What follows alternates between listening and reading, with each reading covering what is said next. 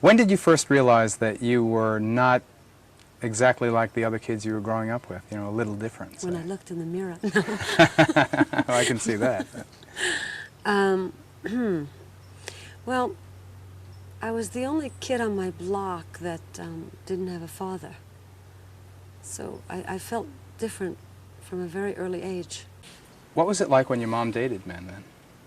Can you remember any examples? I remember a butcher coming over once. And he bought me a doll. Yeah, he bought me a doll that peed, you know, the doll that peed. That was like a big thrill for me. Really? Because High-tech. I only remember very few toys that I had, you see. Like when I was very young, when my mother went to work, I had a lady taking care of me that I loved, and I still love her. She's in her 80s today. And her name is Toby Burricow. And she was a knitting lady. And so I made a doll. I didn't have a doll. I made a doll out of a hot water bottle. I stuffed it with warm water. And Toby knit me a little sweater and a hat that I put on the top of the hot water bottle. And that was my doll. How to be inventive, see? Really? Is that because of... What is that phrase about something is the mother of invention? Need, necessity is the mother of invention. That's right. Well, were you poor? Is that it? Were you very poor? I remember our rent was $40 a month. I don't know if... we were poor, but we always had potato pancakes and cinnamon cookies. Didn't we all? I wonder at what point you decided that your life in Brooklyn was not for you. At what point you wanted to leave that?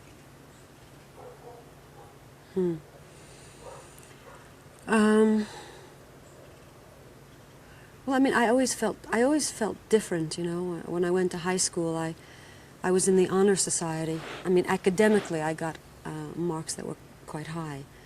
But I liked to experiment with bleaching pieces of my hair. And I tried to be very feminine, so I wore pink and white gingham. But I experimented with my brother's eye pencils, blue pencils. He was an artist. My mother had purple lipstick, and I remember mixing it with some white cream and making shocking pink lipstick. So I was a total dichotomy, you know. I was in the honor societies. I had lunch with people who wore glasses and Oxfords and no makeup. And I looked like some kind of nut. A kook? A kook, yeah. Is that when it started? I didn't really fit in anywhere. Is that when your kooky reputation started? The one that would follow you Probably. through the early years? I met a girl in high school that became my dear friend, Susan Dworkowitz. And I spotted her because she was like 4'9". She had white pasty face with black pixie hair, and I gravitated her because she looked so odd. Like a China doll she looked, you know. And we became best friends. At what point did you realize that you liked to perform? When I was about 5, I'd say, in my hallway at 365 Pulaski Street in Williamsburg, I remember singing in the hallway and hearing the echo sound of this room and thinking, God, that sounds good. And we used to sing outside on the stoop. You know what the stoop is? I know what the stoop is. And people would, you know, say that she... I was 280 South 2nd Street, Williamsburg. We're not that far away. You know what the stoop is. And the kids would say, you know, that's the girl with the good voice. You know, you were identified. So was your voice something that alleviated or mitigated the fact that you were so kooky in other ways?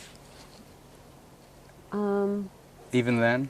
I was a strange kid. I mean, I remember having the chicken pox, and we lived on the first floor, and I climbed out the window because I wanted to go play with my friends. Like, I couldn't conceive that when you're sick, you have to stay in bed. I felt okay, just had these spots and scabs, you know. And so I climbed out the window and went to play, and my mother had to find me. At what point in your life did you become curious about your father? The father you never knew. Well, when we lived in Williamsburg, there was a basement. You know, these old apartment houses had these basements, and sometimes I would go rummaging through the basement.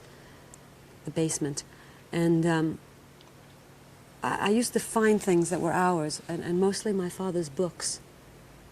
Books tied up with cord. Charles Dickens, Mark Twain, And sometimes I would take them and just draw in the pages. It's like those were my father's books. That was a very, very important impression on me. My film Yentl opens up on books. It's the first image. Your father was an educator. Yeah, my father was a teacher and a scholar. Why didn't you follow his calling then?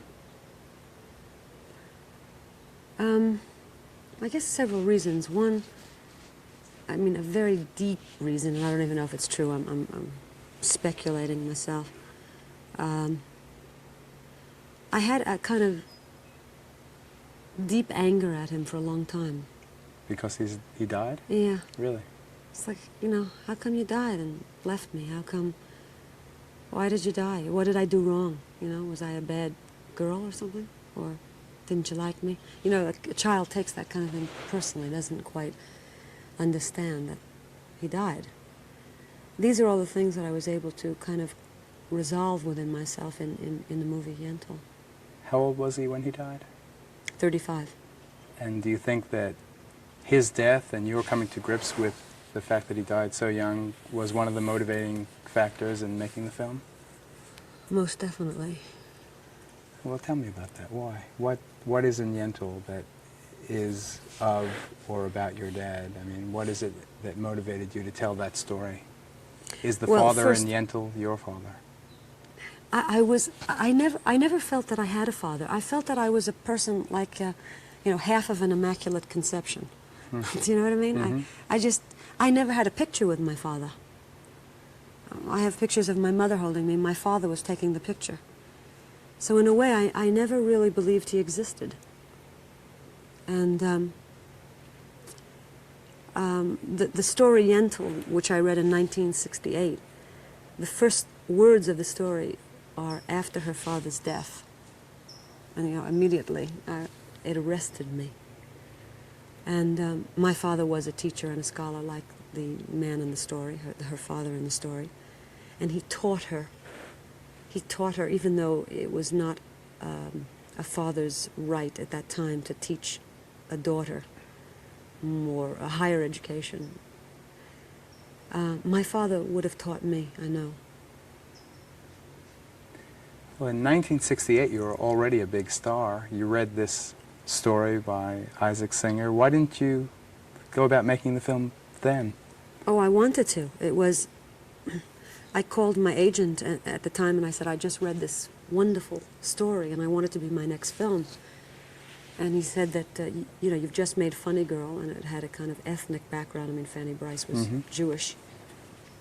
How can you make another film that has a Jewish background? And I said, but it's an entirely different story, and it just moves me. I mean, it's a wonderful, wonderful story. And so right then and there, we were going to make it. And there was a script written, and there was a director attached. And of course, the director at that time thought I was too old for the part. I was 25. 15 years. And but then he got another offer. He thought I was too famous to play the part, too. He wanted an unknown. I felt terrible. I mean, the guy didn't want me, you know. But that was okay. I mean, I still wanted to do it. And but then he got another job, and he asked me if he could break the contract and go, and I said, sure, if that's what you want to do. And he went on to direct Born to Lose. A big hit picture. A forgettable film. What goes around comes around. Yeah, really. So you think... And Yentl was shelved for, you know, that was in many 1968.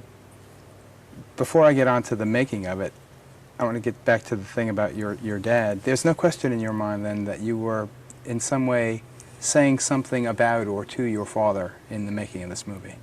Also, you know, I felt a kind of obligation to somehow prolong his life.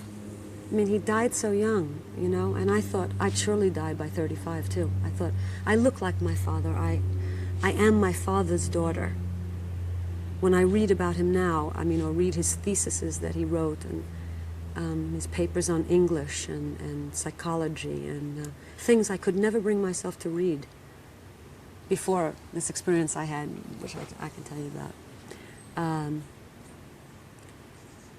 in the film, I had a chance to make a father. I mean, he exists now. I have a father. I mean, I created him.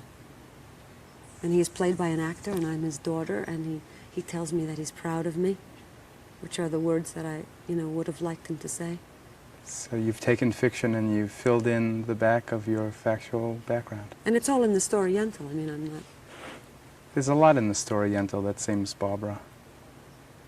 The fact that a woman is struggling against a society where women really aren't given the same kind of options, the same kind of rights or opportunities. I mean, you obviously see it that way. You obviously see it as at least semi-autobiographical.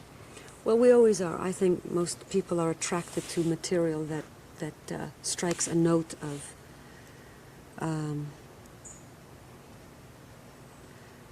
something that is very personally meaning to us, But aside from getting turned down in 1968, when you resurrected the project in the middle 70s, you still didn't find any backers or buyers for it, or takers. No, I don't know what it is. Do you think it's maybe the title, Yentl? They don't know what a Yentl is? I mean, Yentl is the name of a girl. It's like people wanted me to change the name, too, Yentl. It's like asking me to change my name, Barbra Streisand, Well, Streisand, why don't you make it Barbra Sands? Why don't you make it... The only thing I would do is take out an A, to make it a little more original. But I don't believe in changing things that you're given. Something is unnatural about it. Is that why you never got the same kind of carved and sculpted nose the other girls at Erasmus High got? Well, many reasons. A, I didn't have the money. B, I don't like pain. 3, I don't trust the doctors. I mean, do you know what I mean? It's like if I could have taken off a 1/4 of a millimeter over here and just twisted a little there. But I don't trust that I would come out maybe looking like a funny, nose job, which is worse than what you have. No, I actually like my nose. It's a little big, but you can't have everything. Just think, what if you had changed it, we never would have seen those great profile, those classic shots. Well, also, it probably would have changed the sound of my voice, because I have a deviated septum, the air goes a certain way, who knows? You mustn't tamper with nature unless you really have to, I think.